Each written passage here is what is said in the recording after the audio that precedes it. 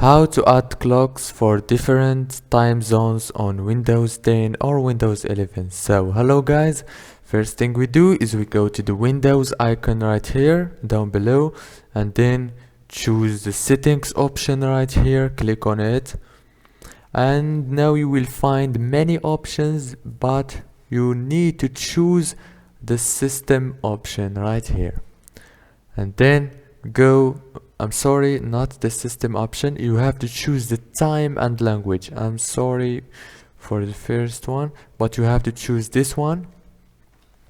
And now go to here, add clocks for different time zones. And as you can see, now you can add clocks as you want in easy fast way. And that's it for today's video, guys. If this video was helpful for you, please don't forget to like and subscribe.